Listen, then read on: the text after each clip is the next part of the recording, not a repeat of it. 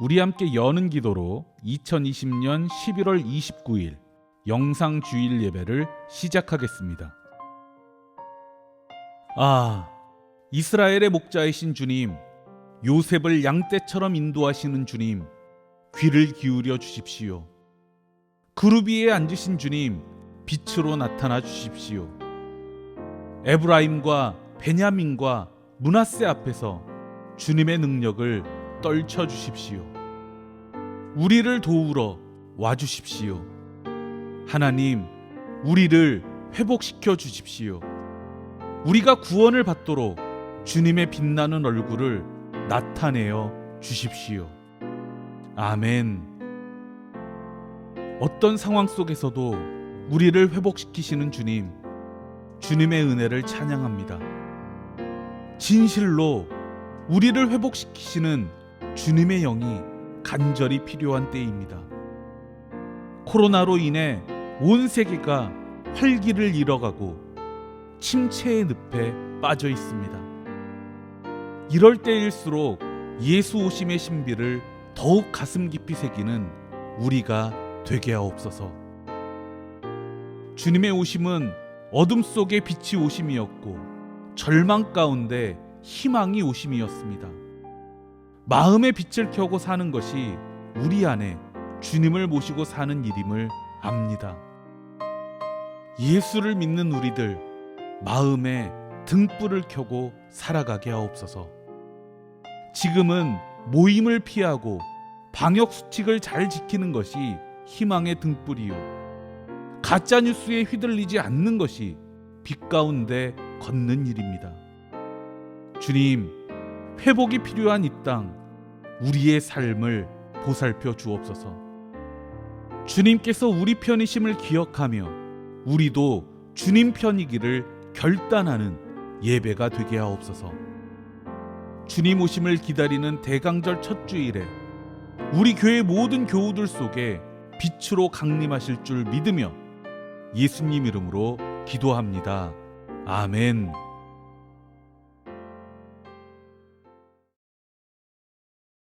우리 함께 찬송가 93장 찬양하겠습니다.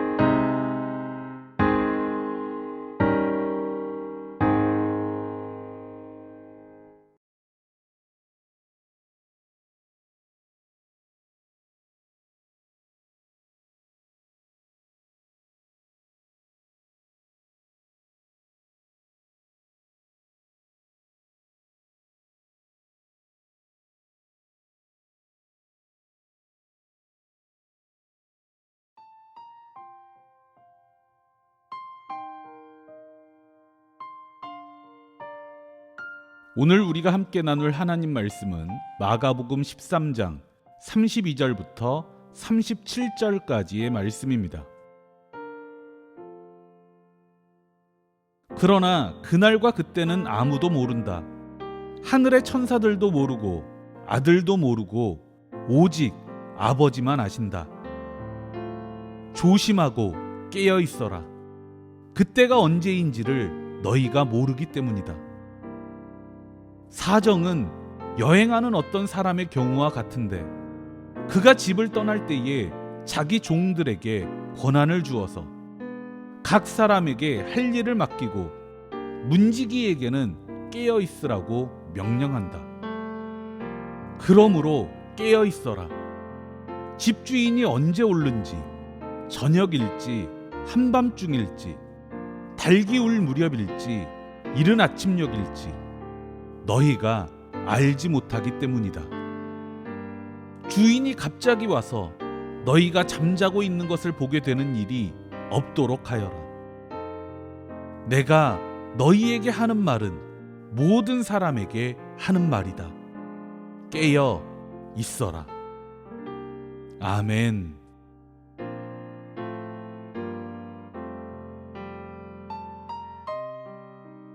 오늘은 주님을 기다리는 마음이라는 주제로 하나님 말씀을 전하도록 하겠습니다.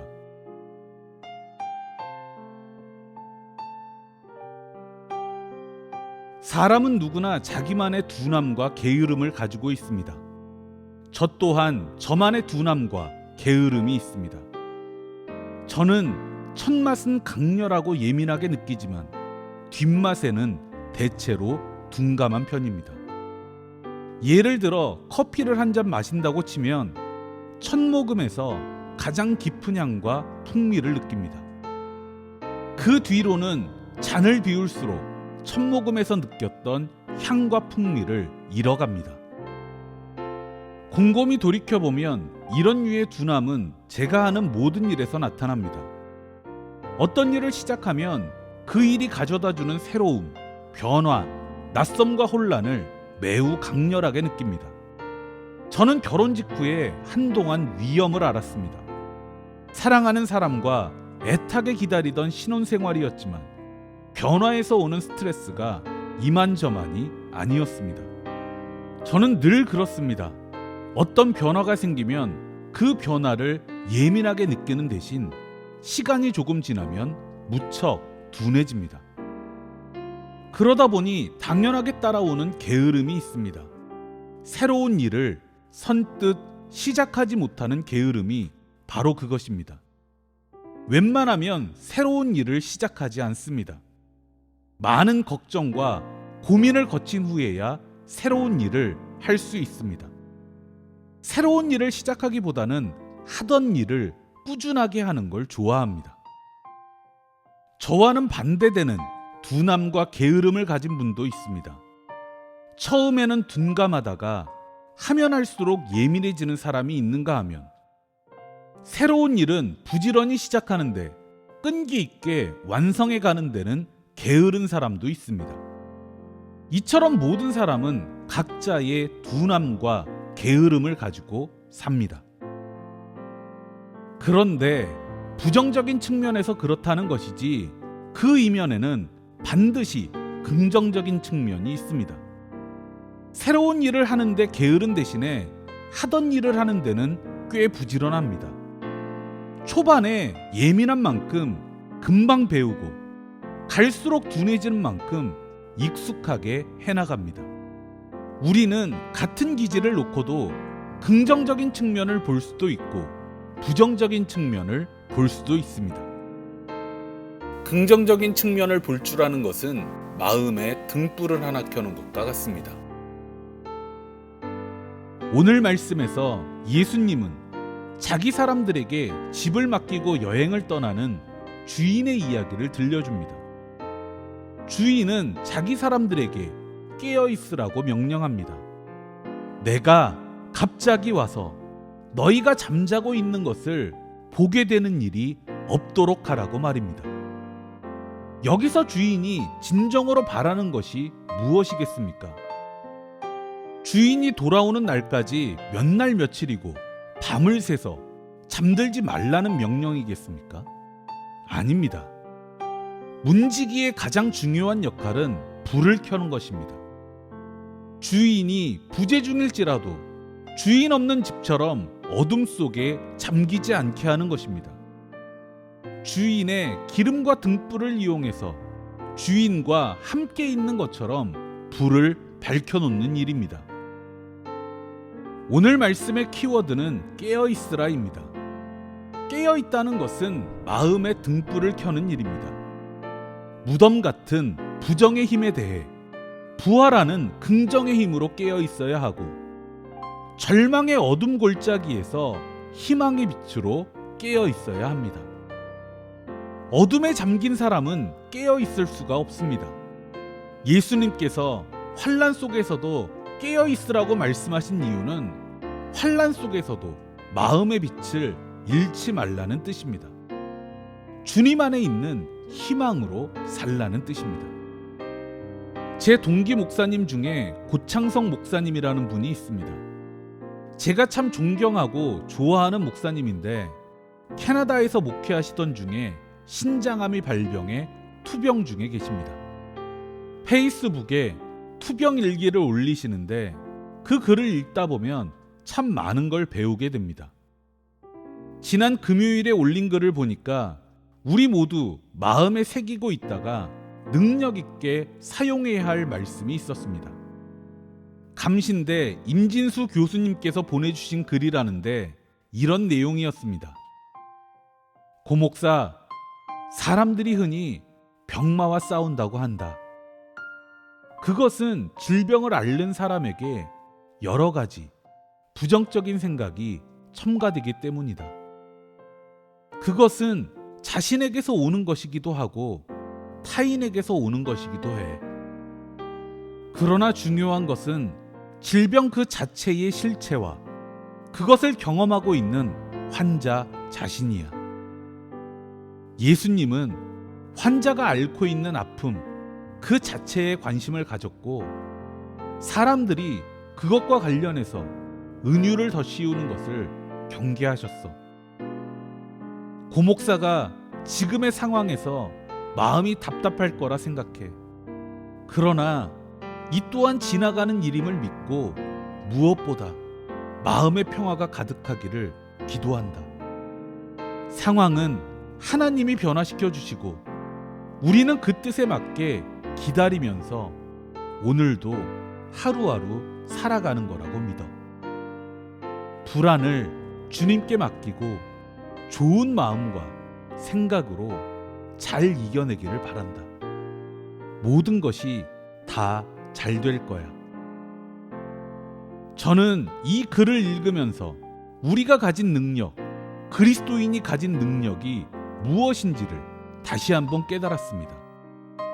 그리스도인이 가진 가장 소중한 능력은 어떤 상황에도 그리스도의 빛 속에서 살아가는 능력입니다. 불안은 주님께 맡기고 좋은 마음과 생각으로 살아가는 능력입니다. 이번 주는 여러분께서 투병 중에도 희망을 이야기하는 고창성 목사님을 위해 함께 기도해 주시기를 당부드립니다. 오늘 말씀에서 예수님은 우리에게 늘 깨어 있으라고 말씀하십니다. 늘 깨어 있다는 건 예수께서 신랑을 기다리는 열 처녀의 비유에서 가르쳐 주셨던 것처럼 내 속에 주님의 빛을 꺼뜨리지 않는 것입니다. 열 처녀의 비유는 이런 이야기입니다. 등불을 켜고 신랑을 기다리는 열 처녀가 있었습니다.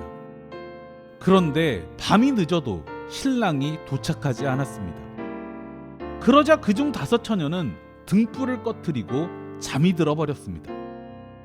나머지 5은 기름병을 준비해서 새벽이 되도록 불을 꺼뜨리지 않았습니다. 새벽에 신랑이 도착했을 때 등불을 꺼뜨린 5 처녀는 신랑을 맞이할 수 없었습니다. 그러나 등불을 켜두었던 5 처녀는 신랑을 기쁘게 맞이할 수 있었습니다. 다섯 처녀가 신랑을 맞이할 수 있었던 이유는 잠들지 않아서가 아닙니다. 등불을 꺼트리지 않았기 때문입니다. 늘 깨어 있는 사람은 잠들지 않는 사람이 아닙니다. 늘 깨어 있는 사람은 걱정 근심을 주님께 맡기고 잘 잡니다. 대신 늘 깨어 있는 사람은 마음에 주님의 등불을 켜고 삽니다. 어둠 속에서 불을 꺼뜨리면 금세 어둠이 사방을 점령하고 맙니다. 마찬가지로 우리 마음에 주님의 빛을 꺼뜨리면 금세 불안과 절망이 우리 마음을 차지합니다. 어둠에 잠긴 마음은 생기를 잃고 잠들 수밖에 없습니다. 게으른 아이를 깨우기 어려운 것처럼 한 번 어둠에 잠든 영혼은 깨우기가 어렵습니다. 그래서 우리는 늘 주님의 빛으로, 희망으로 깨어 있어야 하는 것입니다. 불을 밝힌 사람이 주인을 맞이할 수 있고 신랑을 맞이할 수 있는 것처럼 마음에 주님의 빛을 밝히고 사는 것이 주님을 기다리는 마음입니다. 앞으로 이어질 대강절 기간 동안 우리 마음에 주님의 빛을 더욱 밝히는 우리가 되기를 소망합니다. 그리스도인의 마음에 주님의 빛이 켜지면 이 빛은 반드시 세상의 빛으로 드러납니다. 제가 즐겨 묵상하는 두 편의 기도문이 있습니다. 그 첫 번째는 기도를 핑계 삼지 않도록 이라는 작자 미상의 기도문입니다. 주님, 세상의 상처는 저희가 치유하기에 너무나 깊습니다. 몸과 마음이 병들고 영적으로 황폐해 있으며 탐욕과 부정에 의해 희생당하고 슬픔에 갇혀 있는 사람들을 기도로서 주님께 맡기고 주님의 도움을 청하지 않을 수 없습니다. 그러나 우리 아버지여, 기도를 했으니 할 일을 다 했다고 핑계하지 말게 하소서. 저희에게 맡기신 모든 것으로 그들을 도울 수 있도록 저희 마음을 너그럽게 하소서. 주님의 구원 사역이 저희 가운데 저희 모두를 통해 이루어지게 하소서.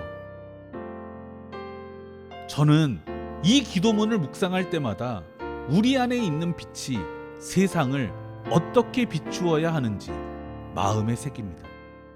사랑은 눈물보다, 기도보다 손발로 해야 한다는 유한진 시인의 시처럼 그리스도인은 손발로, 섬김으로 세상을 비추는 빛입니다. 손발로 세상을 비춘다는 게 어떤 뜻인지는 김지철 목사님의 참된 사랑이라는 기도문에 잘 드러나 있습니다. 주님, 하나님을 사랑한다고 하면서 가장 가까운 내 아내, 남편과 자녀, 부모 형제들을 냉대하며 무시하고 있지는 않은지요. 하나님의 뜻대로 순종한다고 하면서 이웃의 괴로움과 고통을 외면하고 조롱하고 있지는 않은지요. 나를 용서해 주시고 깨우쳐 주소서. 이 땅에는 우리가 손발을 움직여 사랑할 이들이 많습니다. 그들을 사랑하는 것이 주님의 빛이 내 안에 있음을 아는 길입니다. 주님을 기다리는 우리의 마음에 손발로 섬기는 사랑의 등불이 환하게 켜지기를 축복합니다. 기도하겠습니다. 우리에게 빛으로 오신 주님, 주님의 은혜를 감사드립니다. 어떤 상황 속에서도 마음에 주님의 빛을 켜고 살아가는 주님의 사람이 되겠습니다. 주님을 기다리는 마음으로 세상에 빛을 비추는 주님의 사람이 되겠습니다. 우리 성도들 모두 손발로 사랑을 전하는 부지런한 주님의 사람이 되게 하옵소서. 투병 중에 있는 고창성 목사님을 위해서도 기도합니다. 목사님께서 들려주신 희망의 이야기가 주님께서 승리하신 간증이 되어 들려올 수 있도록 어루만져 주옵소서. 우리를 세상의 빛으로 부르신 예수님 이름으로 기도합니다. 아멘.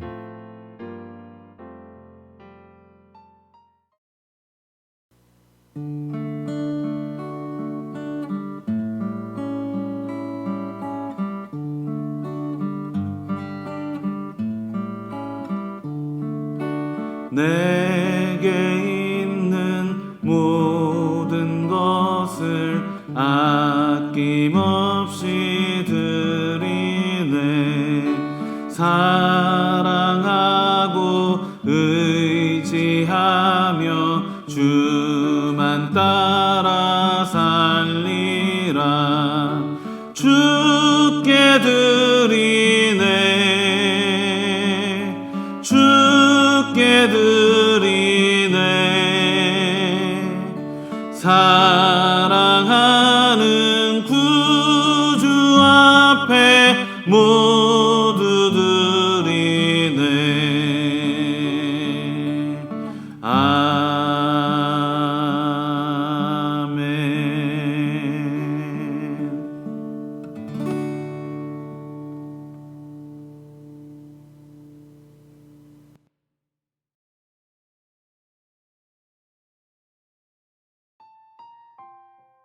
축도하겠습니다.